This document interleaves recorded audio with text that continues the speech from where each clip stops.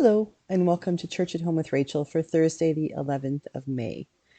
Um, I am recording this late on Wednesday night. I just been having one of those weeks last week or week and a half, really struggling to pay attention to things. And um, even though I have post-it notes, if you've ever noticed when I've recorded in my office, I have post-it notes all over the place to remind me of what has to happen when. Even though I have those post-it notes that tell me things like record church at home, the last week and a half just struggling to remember to even look at my reminders. And thinking about Thursday, when you'll see this, as an exciting day for me. Right now, I apologize if there's noise in the background because the Edmonton Oilers are currently beating the Las Vegas Knights 4-0 as I record this. And I don't know what the score was, but Toronto Maple Leafs did beat um, the Florida Panthers while I was out at a Legion meeting. So it was happy evening for my husband because he's a big Toronto fan. Happy night for me so far because I'm an Edmonton fan. And my husband is acting like a jackass in the background. That's your first view of Rob. So that's my husband. That's Padre Rob, who just went zooming by in the background. Um, but I'm also really excited because today, like when you see this today, Thursday, I get to hang out and have lunch with a very good friend. Her name is Leslie. She was my secretary when I was in Sarnia. I'm trying to remember what years that was. It would be 2006 to 2009. And she's just like the most amazing person in the world. She is a great mom and a great grandmother, and she's a wonderful grandmother. And she's just one of those people that when you meet her, you know your life has been blessed. So I get to have lunch with her and her husband tomorrow today because they're coming into the province to see their son, Christopher, and that's totally awesome. So it's going to be a beautiful and blessed day. And I got thinking about what I could talk about for Thursday and realizing sometimes God just puts things in your lap, like literally. And sitting here in this chair is a book that I'm reading for my book club, the Military Family Resource Center book club. It's called The Plot. And I'm only a couple of chapters in so far, but it's talking about this incredible plot that this author hears another author speaking of, and then that author ends up dying, and I think he's about to steal the plot and write the plot for the novel that's never been found before. And if you know anything about writing, there are about 7 themes in literature, and everything sort of revolves around those because they're classics. And apparently, this is like the 8th theme. But it got me thinking about what is the plot? What is the plot of my day? What is the plot of my life? What is the plot of your life? When we think about who we are and what we're doing, lots of times, people ask the question like, what's my purpose in life? Right now, Connor McDavid's purpose in life is to score again and get his 61st goal of the season. I'm hoping that's what they're cheering about in there. The purpose in someone else's life might be to be a great doctor or an incredible teacher or the best mom or dad they could possibly be. But I'm thinking, what is the plot in my life? What is what is the purpose? What is it that leads me on and makes me say tomorrow I'm going to get up and I'm going to continue on and do X, Y, or Z? The plot, I think, has a lot. The plot of something, the plot of a story, is that storyline that brings us, that continues to pull us forward. So that we don't, if it's an interesting plot, we don't just put the book down. We want to find out what happens next. We want to think about and consider and imagine what might happen next. Now, if you enjoy reading, you might be the kind of person who gets into a book and can't put it down. You'll read all night long. But every once in a while there's that book that's just so big that you can't just read all night long and finish it. So at some point you have to close the book and realize I have to pick the plot up tomorrow or when I can get to it. And yet the plot is in your head and you're imagining what's happening next. I imagine who's going to like what's going to happen. What are they going to say to each other? Like all these things. And isn't that really what our lives are like? There's a plot, there's something unfolding. And sometimes we know what the plot is. Sometimes we are the ones who determine what the plot might be.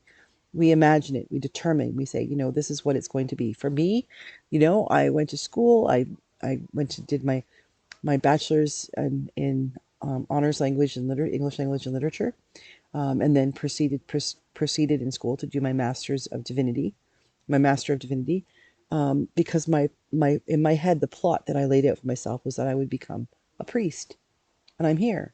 Okay, so there's the overarching plot, but what about the plot that is unfolding in my life that I can't plan? The plot that was the gift of Dude in my life, and the incredible gift that he has been in my life, and all of the crazy adventures that he ended up taking me on, and allowing me to participate in because he was a four-legged frenzy. Like, so much joy I never would have considered having in my life if it hadn't been for Dude. The plot that my husband is in my life that you saw dancing by me in the hall. Um, I wouldn't have left southwestern Ontario. The plot in my story changed completely when I met him and married him, because I joined the military world and became a military spouse, and have been able to live in not only in Ontario but in Nova Scotia and now in Alberta. And I've met so many incredible people and had incredible experiences and opportunities to volunteer and to learn things, and to work in different places, because God introduced a new wrinkle into my plot line, introducing Rob into my life. And I've been thinking a lot in the last week and a half or so about, where do we go from here? Do we get another dog? Do we wait and see what happens next? Do we, and one of my followers, one of my friends on YouTube, his dog died just a few weeks ago, and they've gotten a rescue dog, and I think that's fantastic. And I love it when he puts his pictures up of his dog, flipping over for the first time to have a belly rub, and all of those experiences, and that's perfect for them, and I'm so happy for their family. I'm just realizing that right now the plot line in my life isn't taking me to a new furry friend. Not yet, anyway. I need time to to really look back and sit in the plot that is my life, and take some time to percolate and discover, what is it that God's calling me to next?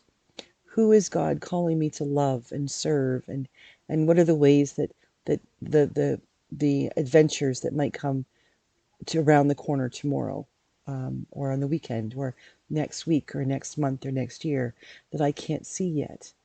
I know that my overarching plot, the big picture plot for me, is to be a priest, at least for, well, I'll be a priest till I die, but to serve as a priest probably till I'm 65, so another 14 years, but to celebrate and to be a priest in God's church.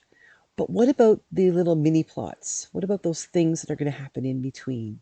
The things that I don't have control over, because even the big one, I really don't have control over that either. Um, but really thinking about, what is the plot in my life? If I were to write the book, the novel that is my life, what would the plot be? And what would those smaller in, integrated plots be? Those other subplots, what would they be in my life? And I'm wondering, what about you? What is the plot that you have planned for your life? What is the storyline that you are unfolding in your life? And do you find God in it? Some of you might say, absolutely not, I don't. It's completely me. And that's okay. If that's where you are in your life, good for you. But who are the characters that add to your plot? Who are the Leslies, or the Dudes, or the husbands like Rob? Who are those people that play a part in creating your plot line?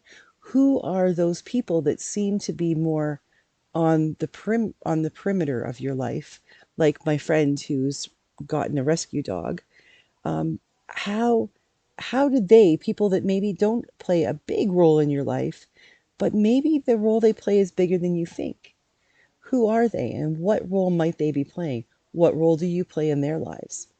I think if we really think about who we are and what we're doing, we might really be surprised to find out that we do have a plot line in our lives, and our lives are beautiful stories, not waiting to be written, because they are already being written as we live.